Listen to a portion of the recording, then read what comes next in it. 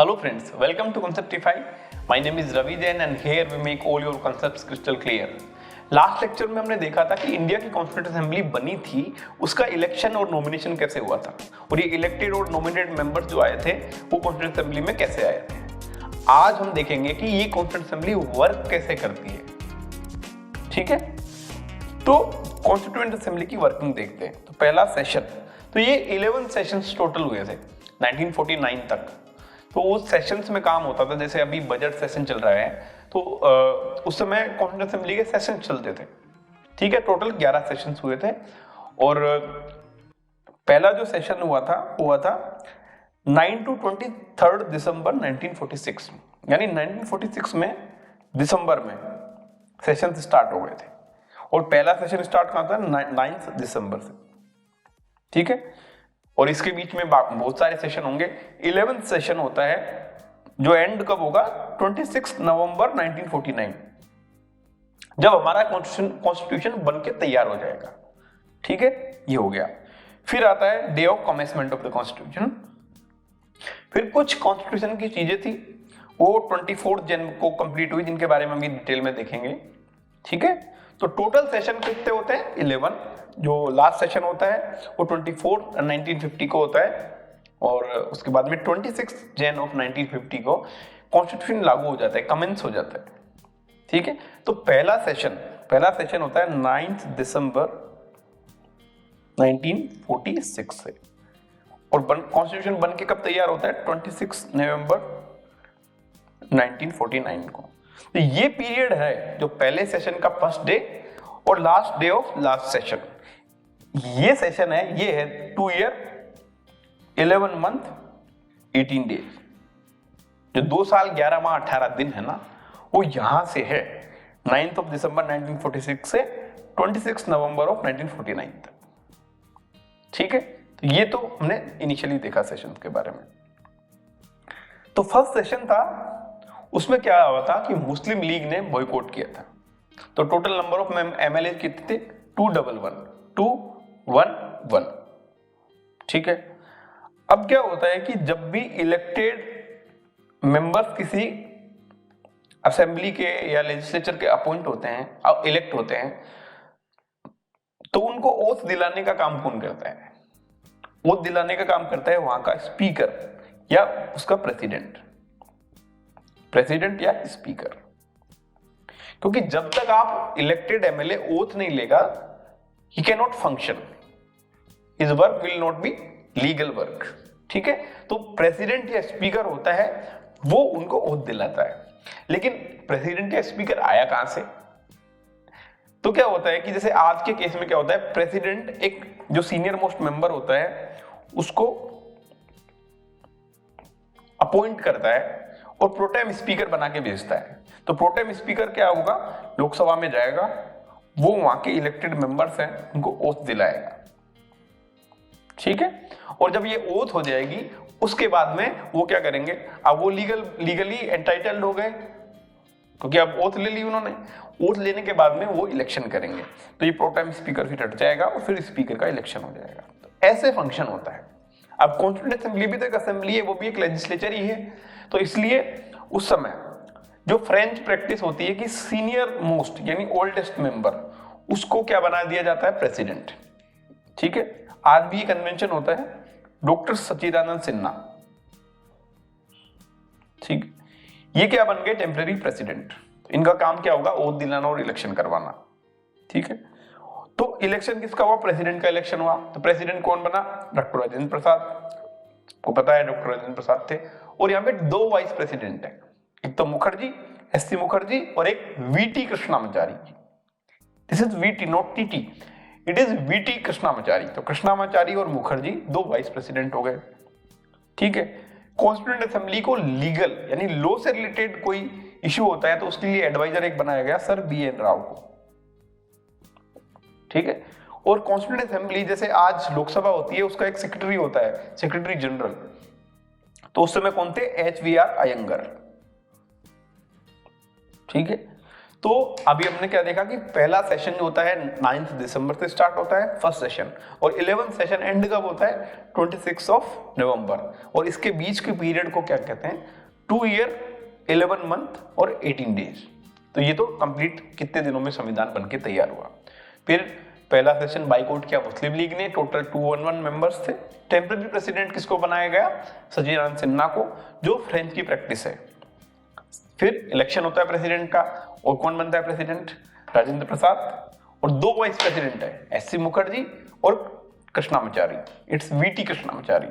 फिर legal adviser B N Rao और H B are anger क्या बनते हैं, सेक्रेटरी बनते हैं। तो ये कुछ ऑफिशियल्स बन गए, ठीक है।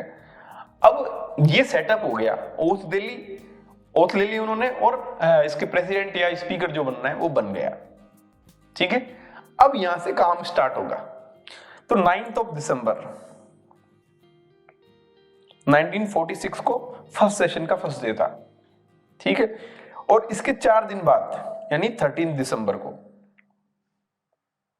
ठीक है, तो नेहरू ने मूव की रेजोल्यूशन, जिसे ऑब्जेक्टिव रेजोल्यूशन कहा जाता है, ठीक है।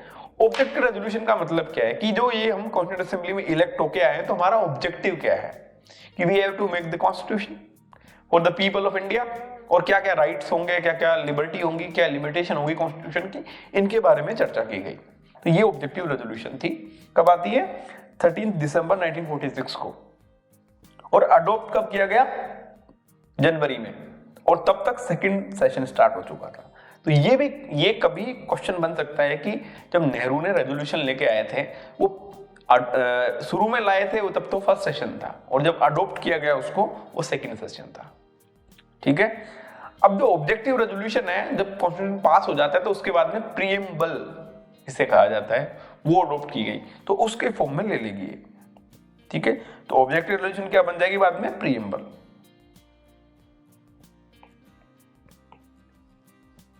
तो ये ऑब्जेक्टिव रेजोल्यूशन थी।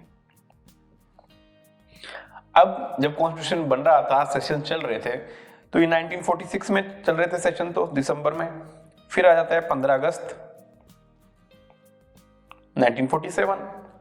तो इसकी वजह से कुछ इफेक्ट होंगे, क्योंकि इंडिया उस समय पाकिस्तान और इंडिया दोनों मिला के थे।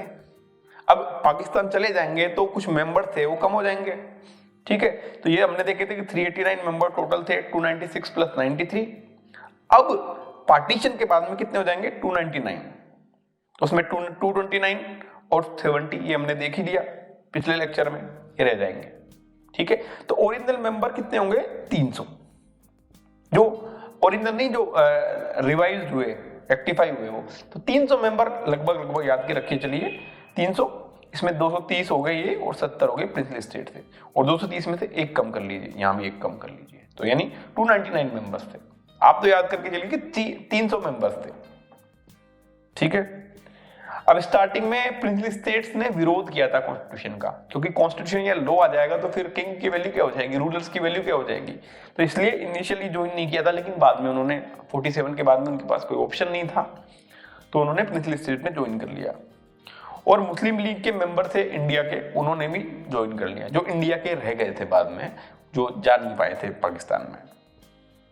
अब इंडिपेंडेंस के बाद में, इंडिपेंडेंस का मतलब क्या था, लैप्स ऑफ पैरामाउंसी और कंप्लीट इंडिपेंडेंस। तो इंडिपेंडेंस हो जाएगी, इंडिया में मिल गई, तो अब सोवरेनिटी ऑफ कॉन्स्टिट्यूंट असेंबली, ठीक है। कॉन्स्टिट्यूंट असेंबली अब सोवरेन है। इसका क्या मतलब है कि कॉन्स्टिट्यूंट असेंबली के मेंबर्स जो इंडिया के लिए चाहेंगे, जो बेहतर होगा वो इलेक्ट करेंगे, वो चीज बिल में लाएंगे, उसको ड्राफ्ट करेंगे और उसमें एक्ट बनाएंगे या उसके प्रोविजंस बनाएंगे, कॉन्स्टिट्यूशन के प्रोविजंस। अब इंडिया की कॉन्स्टिट्यूंट असेंबली ब्रिटेन या ब्रिटिश गवर्नमेंट या ब्रिटिश क्राउन से डायरेक्टेड नहीं थी, शुरू से ही नहीं थी वो तो, पर अब तो क्लियर हो गया इंडिपेंडेंस के बाद में, सोवरेन बॉडी थी, ठीक है। तो कॉन्स्टिट्यूंट असेंबली जो इलेक्टेड है वो सोवरेन हो गई, अब किसी के कंट्रोल में नहीं है, किसी के डायरेक्शन में काम नहीं करेगी। यही तो ब्रिटिश के अगेंस्ट में या आजादी के आंदोलन में यही तो हमारी सबसे बड़ी डिमांड थी कि कॉन्स्टिट्यूंट असेंबली बनेगी जो इंडिया के कॉन्स्टिट्यूशन को, इंडिया की पॉलिटिकल स्ट्रक्चर को या पॉलिटिकल मैनिफेस्टेशन को क्लियर करेगी कि कैसा होगा। लेकिन वो होलली इलेक्टेड किसके द्वारा होगी, इंडियंस के द्वारा, और वो डायरेक्शन किसी से नहीं लेगी, ठीक है। तो ये सोवरेनिटी का मतलब है, सोवरेनिटी ऑफ कॉन्स्टिट्यूंट असेंबली। अब एक चीज आती है कि 1947 कि 1947 में इंडिपेंडेंस मिल जाती है और 1952 में इलेक्शंस होते हैं, हमारे फर्स्ट जनरल इलेक्शन होते हैं वो 1952 में होते हैं। तो ये 47 से 52 का पीरियड यानी लगभग 5 साल, और मोर प्रिसाइजली देखेंगे तो 4.5 इयर्स। यहां पर इंडिया में लोग कैसे बनते हैं भाई? 52 में तो एक इलेक्टेड मेंबर लेजिस्लेचर असेंबली आ जाएगी या पार्लियामेंट आ जाएगी, लेकिन उससे पहले लोग कैसे बनते थे? तो उसके लिए ये प्रोविजन किया गया कि कॉन्स्टिट्यूंट असेंबली के डुअल रोल होंगे, dual role of constituent assembly. यानी कॉन्स्टिट्यूंट असेंबली एक तो कॉन्स्टिट्यूशन बनाने का काम करेगी, जिसके मैंने बताया सेपरेट 11 सेशंस होंगे, और दूसरा जो कॉन्स्टिट्यूंट असेंबली है पार्लियामेंट की तरह काम करेगी, जैसे आज पार्लियामेंट काम करती है वैसे काम करेगी। तो एक पार्लियामेंट की तरह काम हो गया इसका, ठीक है। अब पार्लियामेंट के में क्या होता है कि एक स्पीकर होता है, तो जीवी मावलंकर प्रेसिडेंट उसका स्पीकर हो जाता है। और ये कब हुई? 17 नवंबर, इसका जैसे 47 हो गया तो 17 नवंबर टू अप्रैल, तो 4.5 ईयर इसने वर्क किया। तो कॉन्स्टिट्यूंट असेंबली के 2 रोल हैं, ठीक है। कॉन्स्टिट्यूंट ऐसे मान लो कि दो सेपरेट रूम है, एक है कॉन्स्टिट्यूशन बनाने का कमरा और एक है लॉ बनाने का कमरा। तो यहाँ पे जब वर्क करेगी तो वो कॉन्स्टिट्यूशन के काम करेगी, जिसमें 11 सेशंस होंगे, ये अलग हो गया। यहाँ पे हेड कौन है, प्रेसिडेंट कौन है? डॉक्टर राजेंद्र प्रसाद, ये अलग हो गया। अब दूसरे रूम में जाते हैं, हाइपोथेटिकल रूम में, जहां पे स्पीकर कौन है? मावलंकर, और ये काम क्या करेगी? लॉ बनाने का काम करेगी, ठीक है। जैसे आज की पार्लियामेंट है वो पार्लियामेंट, तो ये और ये लीगली तो सेपरेट बॉडी हो गई है ना, सेपरेट बॉडी है, लेकिन मेंबर लगभग सिमिलर है, बस प्रेसिडेंट यहाँ अलग है और यहाँ स्पीकर अलग है, ठीक है। तो ये डुअल रोल हो गया, इसको फर्स्ट पार्लियामेंट भी बोलते हैं। ये समझ में आ गया होगा। फिर अब जाते हैं कि जैसे अभी हमने देखा कि 299 मेंबर्स है। अब किसी चीज को ड्राफ्ट करने के लिए या किसी पे डिस्कशन करने के लिए 299 मेंबर्स को एक साथ इकट्ठा करना और उन पे डिस्कशन करना, उन पे वर्क करना मुश्किल होता है।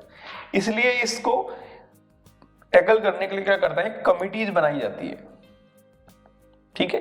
जैसे 8 डिफरेंट फंक्शन करने हैं तो अलग अलग कुछ मेंबर्स की कमिटीज बना दी गई, उसमें काम होगा, ठीक है। और वे कुछ चीज ड्राफ्ट करेंगी। तो 8 टोटल मेजर कमिटीज थी, माइनर कमिटीज होती है, कुछ मेजर कमिटीज होती है। अब इस मेजर कमिटी को याद करने का फॉर्मूला मैं बताता हूं आपको, कि आप कमिटी के नाम से याद मत रखिए, आप याद करिए कि किसकी कमिटी है। तो 4 लोग हैं फेमस, नेहरू, पटेल, आर राजेंद्र प्रसाद और अंबेडकर, 4 लोग हैं, ठीक है। अब नेहरू की कमिटी कैसे याद रखनी है कि जो यूनियन की कमिटी है, यूनियन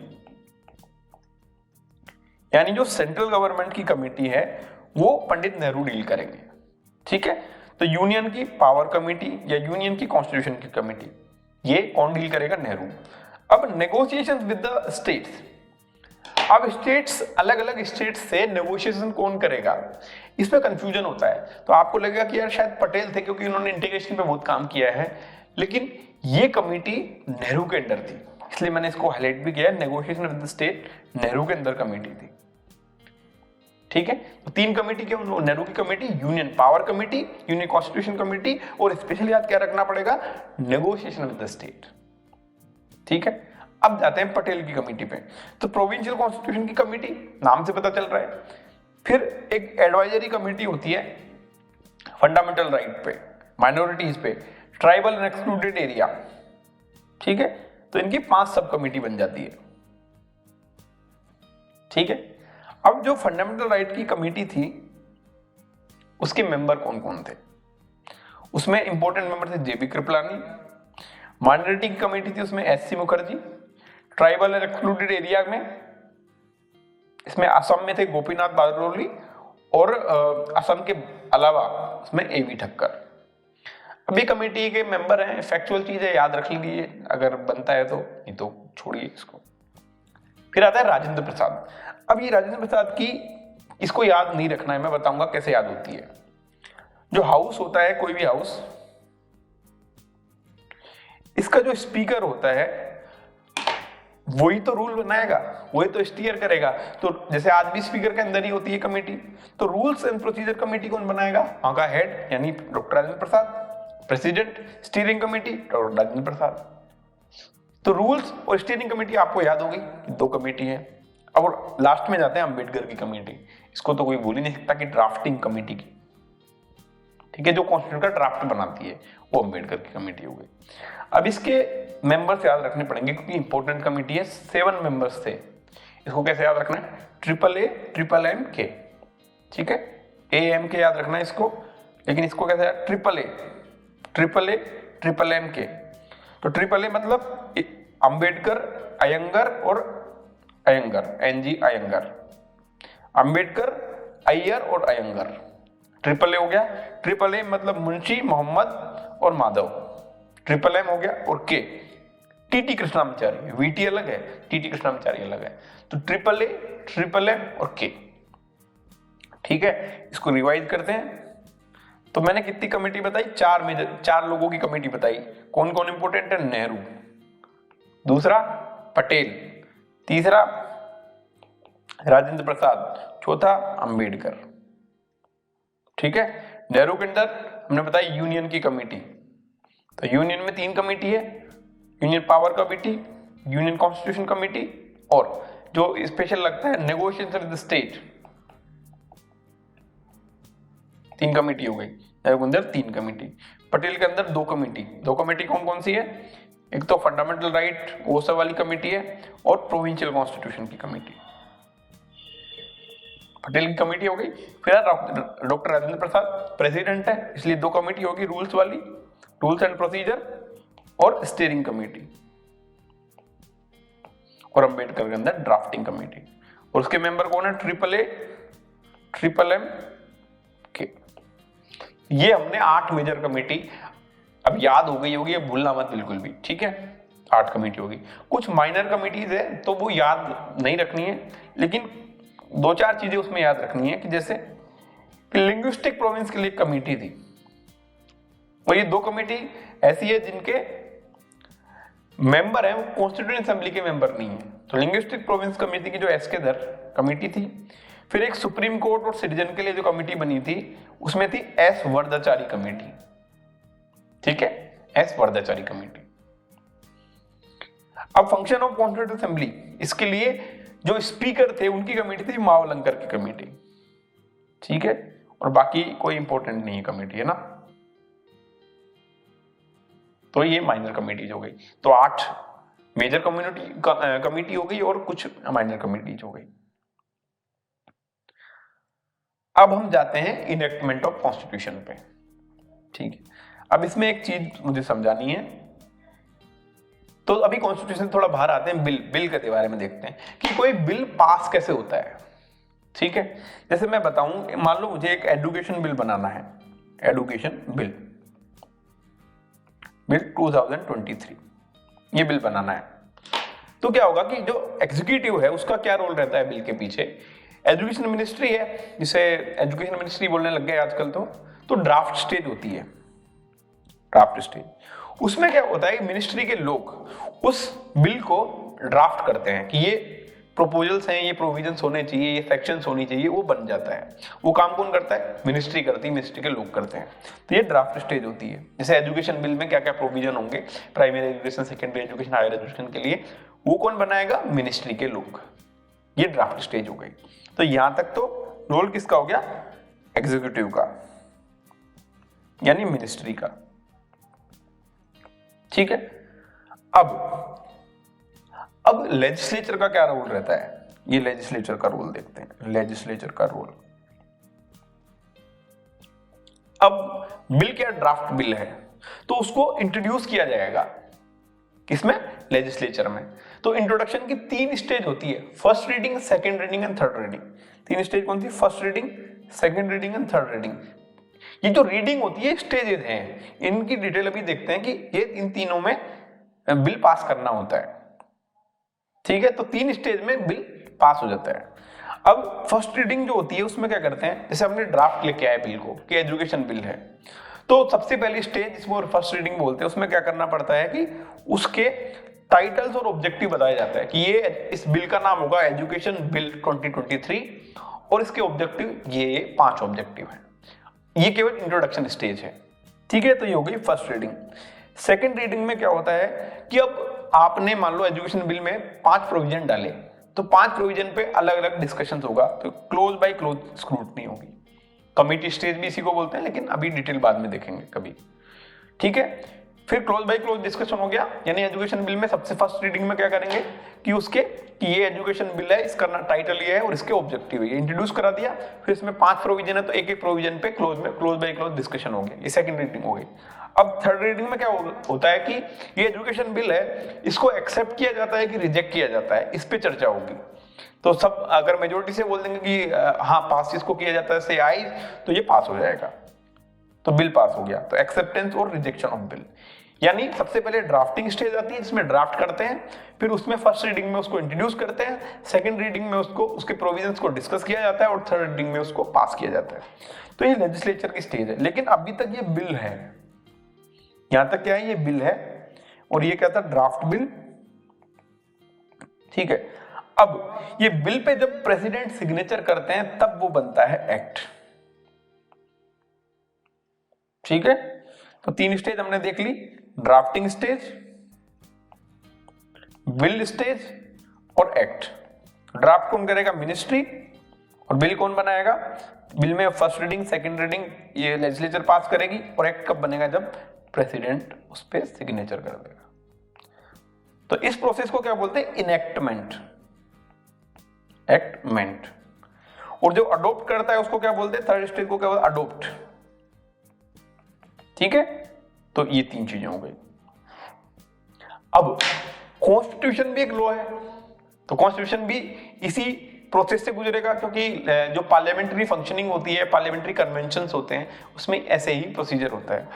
तो कॉन्स्टिट्यूशन में अपन देखते हैं ड्राफ्ट स्टेज। तो ड्राफ्ट स्टेज इन 1948 में फर्स्ट ड्राफ्ट प्रिपेयर किया गया था फरवरी में, और सेकंड ड्राफ्ट अक्टूबर में। अब ड्राफ्ट कौन कर रहा है, ड्राफ्टिंग कमेटी अम्बेडकर के अंदर है।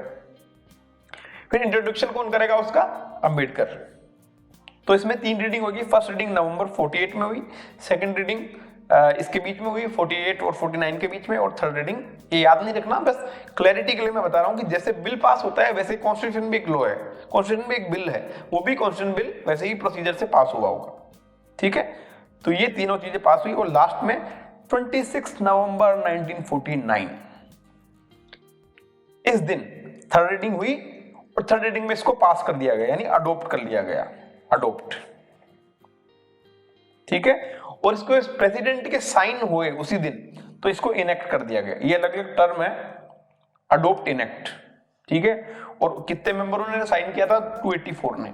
जो प्रीएम्बल में लैंग्वेज है ना, on 26 November we adopt, enact and give to ourselves this constitution. तो अडॉप्ट किसने किया, कॉन्स्टिट्यूशन असेंबली ने। इनेक्ट किसने किया, कि बिल एक्ट कब बना, प्रेसिडेंट ने। और गिव टू अवरसेल्फ यानी सिटीजंस को दिया। ठीक है, तो ये मैंने बिल के थ्रू आपको समझाया कि कॉन्स्टिट्यूशन बना कैसे था। ठीक है, डिफरेंट प्रोसीजर क्या थे, ड्राफ्टिंग स्टेज, फिर पासिंग स्टेज में first reading, second reading, third reading, और फिर इनेक्टमेंट स्टेज। तो ये हो गया अपना कॉन्स्टिट्यूशन की स्टेजेस। अब 2 चीजें हैं, एक तो है 26 नवंबर 1949, एक है 24 जनवरी 1950, एक है 26 जनवरी 1950। 3 चीजें हैं। तो ये नवंबर 1949 है, 26 नवंबर, इसको आजकल कॉन्स्टिट्यूशन डे बोलते हैं। ये क्या था, इनेक्टमेंट का डे, इनेक्टमेंट का डे। इसका देखते हैं अभी। और 26 नवंबर जनवरी 1950 क्या है, कमेंसमेंट का डे, यानी कंप्लीट कॉन्स्टिट्यूशन कब से लागू होगा, 26 जनवरी 1950 से। और इसको क्या बोलते हैं, रिपब्लिक डे, रिपब्लिक डे। और इसको क्या बोलते हैं, कॉन्स्टिट्यूशन डे। ठीक है, अब 26 नवंबर 1949 को जब कॉन्स्टिट्यूशन बन गया था, ठीक है, तो कुछ प्रोविजंस थे वो उसी टाइम पे लागू हो गए थे या इन्फोर्स हो गए थे। ठीक है, वो भी देखेंगे। कुछ प्रोविजंस जो उस समय जरूरत थी, और ओरिजिनल कॉन्स्टिट्यूशन ये फुल एप्लीकेबल कब हुए थे, 26 जनवरी 1950 को। ठीक है, तो पार्शियली इन्फोर्समेंट कब हुआ? 1949 में, और कंप्लीट जो हुआ 1950 में, इसलिए उसको कमेंसमेंट का डे बोलते हैं, रिपब्लिक डे। और 26 जनवरी को क्यों चूज किया गया? क्योंकि पहली बार इंडिपेंडेंस डे सेलिब्रेट कब किया गया था? 26 जनवरी को 1930 में। ठीक है, तो ये डिस्टेंस समझ में आया। अब 1949 को कई बार क्वेश्चंस पूछते हैं कि कौन कौन से प्रोविजन थे जो उस समय आ गए थे। ठीक है, अब सबसे पहला सिटीजनशिप। उस समय सबसे इंपॉर्टेंट इश्यू था सिटीजनशिप, तो उसमें आर्टिकल 5 to 9। ठीक है, एक चीज मैं बता देता हूं कि इन्फोर्समेंट ऑफ कॉन्स्टिट्यूशन में ये कौन से आर्टिकल में? आर्टिकल 394 में। तो सिटीजनशिप आ गया। अब उस समय क्या हुआ था कि प्रेसिडेंट को इलेक्ट करना था और उसकी ओथ दिलवानी थी। तो ओथ जो है वो आ गई थी। ये हम क्या पढ़ रहे हैं कि 26 नवंबर को कौन कौन से प्रोविजन थे जो लागू हो गए थे। लिमिटेड इन्फोर्समेंट था, लेकिन कुछ प्रोविजन थे जो लागू हो गए। तो सिटीजनशिप एक इश्यू था। दूसरा, प्रेसिडेंट को इलेक्शन कराना था, यानी ओथ, और इलेक्शन कराएगा कौन? Election commission. तो दो प्रोविजन ये हो गए, आर्टिकल 60 और आर्टिकल 324। और कॉन्स्टिट्यूशन का डेफिनेशन और इंटरप्रिटेशन ये 366 और 367 में ये लागू हो गए थे। ये भी चीजें थी जो लागू हो गई थी उस समय, लेकिन अब ये इन्फोर्समेंट में नहीं है, तो इनको याद करने की जरूरत नहीं है। फिर एक आर्टिकल आता है, power of president to remove difficulty. ये 392 में ये लागू हो गया था। Short title constitution of India, ये भी लागू हो गया था। और रिमेनिंग प्रोविजंस जो होंगे वो कब लागू होंगे? 26 जनवरी 1950 को। इसलिए इसको क्या बोलते हैं? कमेंसमेंट ऑफ कॉन्स्टिट्यूशन, ये डे ऑफ रिपब्लिक डे। ठीक है, तो कौन कौन से प्रोविजन ये हो गए थे मैं वापस से बता देता हूं कि 26 नवंबर 1949 को पूरा कॉन्स्टिट्यूशन बन चुका था। तो उस समय कुछ प्रोविजन उसकी कंडीशन के या सर्कमस्टांस के बेसिस पे लागू करने पड़े। उनमें सिटीजनशिप हो गया, प्रेसिडेंट का इलेक्शन हो गया, इलेक्शन कमीशन हो गया, और ओथ होगी प्रेसिडेंट की। ठीक है, फिर power of president to remove difficulties और टाइटल्स, ये सारे प्रोविजंस हो गए। ठीक है, ये सब क्या हो गया? ये बाद में डिलीट हो गए, तो इसलिए इनको हटा देते हैं, याद नहीं रखना। रिमेनिंग प्रोविजन हो गया। अब कुछ फंक्शन थे जो कॉन्स्टिट्यूएंट असेंबली ने करे थे, ये चीज मैं बता देता हूं। ठीक है, तो 1947 में जुलाई में, ठीक है, अगस्त से पहले, अब जब देश आजाद होगा तो झंडा फहराया जाएगा, तो नेशनल फ्लैग हमने पास कर लिया, तिरंगा। 1949 में मई में हमने कॉमनवेल्थ की मेंबरशिप वो पास कर ली। और 24 जनवरी 1950 यानी लास्ट सेशन, ठीक है, इसमें क्या किया? नेशनल एंथम, जनगण मन, नेशनल सॉन्ग वंदे मातरम, और Rajendra Prasad election of president, यानी राजेंद्र प्रसाद को इलेक्ट कर लिया गया। तो ये तीन चीजें हुई थी। तो नेशनल फ्लैग कब आया? 47 में, और कॉमनवेल्थ की मेंबरशिप 1949 में। ये क्रोनोलॉजी याद रखनी है, क्रोनोलॉजी में पूछ लिया जाता है कभी कभी। और 24 जनवरी 1950 को रिपब्लिक डे से पहले नेशनल एंथम, नेशनल सॉन्ग और प्रेसिडेंट का इलेक्शन हो गया। ओरिजिनल कॉन्स्टिट्यूशन में 395 आर्टिकल्स थे और 8 शेड्यूल थी। ठीक है, टोटल सेशन कितने हुए? 11 सेशन 1949 तक। तो पहला सेशन कब हुआ? 9 दिसंबर 1949 से, और लास्ट सेशन कब होता है? 26 नवंबर 1949 तक, ये 11th है। और जो इसके बाद एक सेशन होता है वो 24 जनवरी को होता है। ठीक है, और ड्यूरेशन कितना था इसमें? 2 साल 11 माह 18 दिन, यहां से लगते हैं 2। और हिंदी टेक्स्ट ऑफ कॉन्स्टिट्यूशन कब बनता है? 58th कॉन्स्टिट्यूशन अमेंडमेंट एक्ट 1987 से। ठीक है, अब एक बार इसको ब्रीफली एक बार रिवाइज कर लेते हैं पूरे चैप्टर को, मेकिंग ऑफ कॉन्स्टिट्यूशन को। सबसे पहले हमने देखा कि जो ब्रिटिश इंडिया था और प्रिंसली स्टेट दो पार्ट में डिवाइडेड थे। यहां से इलेक्शन होगा, यहां से नॉमिनेशन होगा, ऐसे करके एक कॉन्स्टिट्यूंट असेंबली बनती है। ठीक है, कॉन्स्टिट्यूंट असेंबली बनती है तो उसमें टोटल सीट थी 389 थी, और बाद में जब आजादी मिल गई उसके बाद में 299 रह जाती है। ठीक है, फिर हमने देखा कि इलेक्शन कैसे हुए थे, पार्शियली इलेक्टेड, पार्शियली नॉमिनेटेड थी, और इलेक्शन में भी इनडायरेक्ट इलेक्शन थे। ठीक है, सेपरेट इलेक्टोरेट था, दो चीजें थी। अब इलेक्शन हो गया, उसके बाद में वर्किंग होती है कॉन्स्टिट्यूंट असेंबली की, तो हमने देखा सेशंस में हुई, 11 सेशंस में हुई, ठीक है। उसके प्रेसिडेंट बना, वाइस प्रेसिडेंट सिलेक्ट हुए, फिर ऑब्जेक्टिव रेजोल्यूशन आई, ऑब्जेक्टिव रेजोल्यूशन के बाद में फिर इंडिपेंडेंस आ गई, उसकी इफेक्ट क्या थे ये देखे हमने। फिर कमिटीज देखी, ठीक है, नेहरू की कमेटी, पटेल की कमेटी, राजेंद्र प्रसाद की कमेटी, अम्बेडकर की कमेटी, कुछ माइनर कमिटीज देखी, और फिर हमने इनेक्टमेंट ऑफ कॉन्स्टिट्यूशन देखा कि बिल कैसे पास होता है, और जैसे बिल पास होता है वैसे ही कॉन्स्टिट्यूशन भी पास होगा। तो ये हमने पढ़ लिया मेकिंग ऑफ द कॉन्स्टिट्यूशन। थोड़ा फैक्चुअल टॉपिक है, लेकिन मैंने कोशिश की कि आपको याद हो जाए, समझ में आ जाए। और अब आप एक बार इसको रिवाइज करिए, चैप्टर को पढ़िए, समझ में आएगा आपको। और अगले लेक्चर में इसके एमसीक्यूज करेंगे लक्ष्मीकांत की बुक से। Thank you very much for watching this video. If you like my content, please like, share and subscribe. Thank you again.